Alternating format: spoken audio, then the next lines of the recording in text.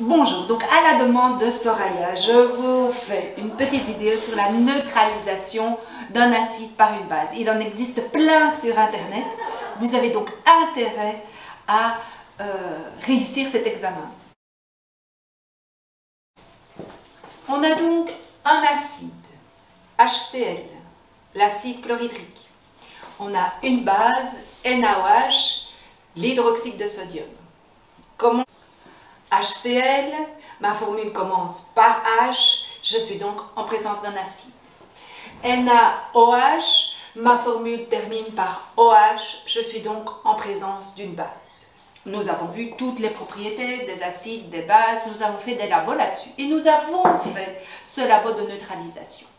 Et nous avons observé tout à la fin, ceux qui ont réussi le labo, bien sûr, d'une part, on a obtenu notre pH de 7 et d'autre part, nous avons obtenu du sel.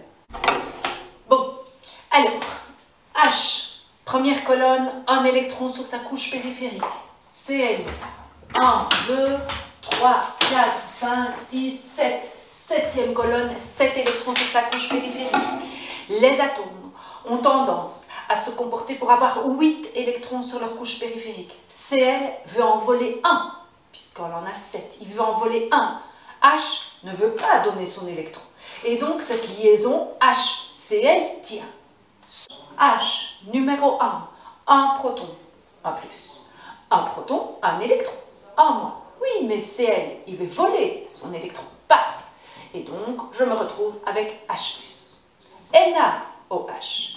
Na, première colonne. Donc, il a aussi un électron sur sa couche périphérique. Et qu'est-ce qui se passe avec mon groupe OH? Souvenez-vous, c'est pas O, c'est pas H, c'est OH. O. Sixième colonne. 1, 2, 3, 4, 5, 6. Sixième colonne. 6 électrons sur sa couche périphérique. Lui, c'est 2 qu'il en veut. Alors quand il est dans l'eau, souvenez-vous, H2O, H, paf, il en a 8, super. Donc là, il est OH. Donc il est déjà O, avec ses 6 électrons, et paf, il arrive à en garder un, à garder celui de l'hydrogène qui est lié avec lui. Il lui en manque donc un pour son rêve des 8 électrons. Eh bien, il va faire comme le chlore qui a été volé l'électron de l'hydrogène. Eh bien, O va faire la même chose et va voler l'électron du sodium. Et donc, avec 11 protons. 11 protons, 11 électrons. Oui, mais si OH lui en vole 1, il va se retrouver avec une charge positive excédentaire. Et donc, j'ai bien Na+. OH, OH, il a volé un électron. Donc, OH est moins. C'est pas H qui est moins, c'est OH qui est moins.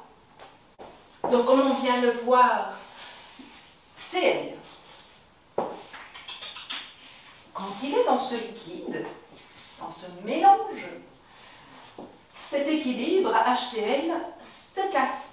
Et donc, Cl se sépare de H. En lui arrachant l'électron, il est donc négatif.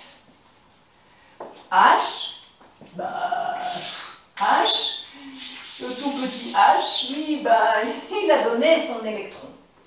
Donc, il reste avec un plus. Na, la même chose, on vient de le voir. Na, eh bien, il donne son électron. Na, il donne son électron. Si je donne le moins, il reste le plus.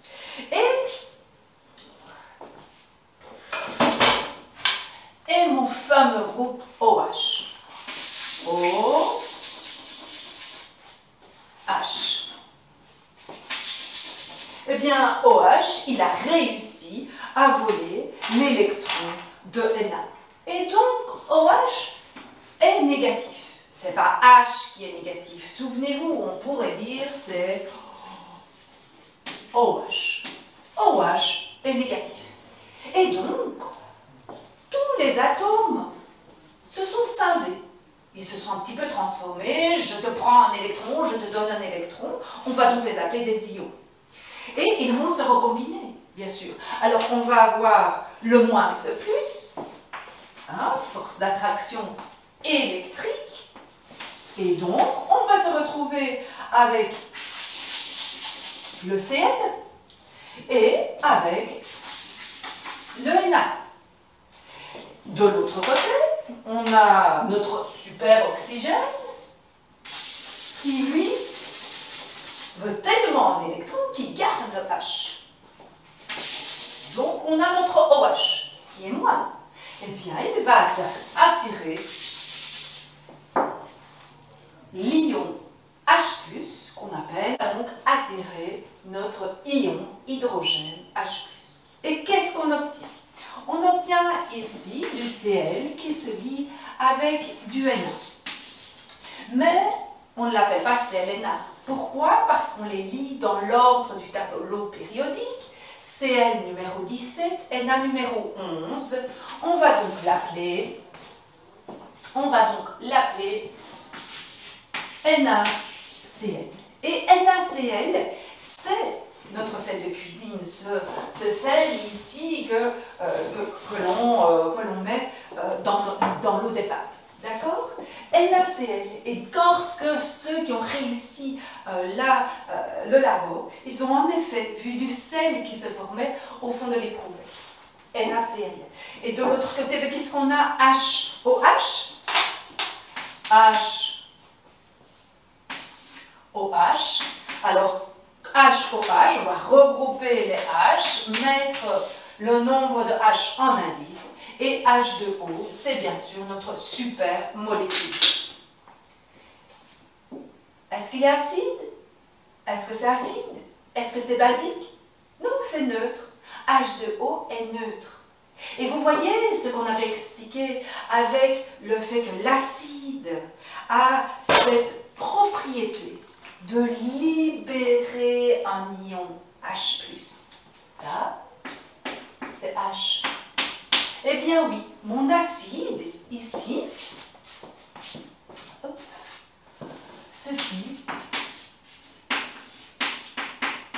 mon acide va libérer mon ion H+. On a vu aussi qu'une base a la propriété de libérer ce groupe OH. Eh bien oui, NaOH, c'est une base. Et on trouve ici notre acide qui libère H. Un OH, une base qui libère OH, HOH, ça forme de l'eau. Et l'eau, c'est un pH neutre. Donc on a neutralisé nos réactifs du départ. Après, qu'est-ce qui se forme? Il se forme un métal avec un non-métal et on a donc du sel. C'est un autre groupe. On a les acides, les bases et le sel. Évidemment, ces éléments qu'on utilise au début de la réaction, on les appelle, souvenez-vous, des réactifs. Les réactifs réagissent pour produire des produits. Et donc, on a bien produit des produits. Entre les deux, c'est bien sûr la réaction. Voilà, easy game.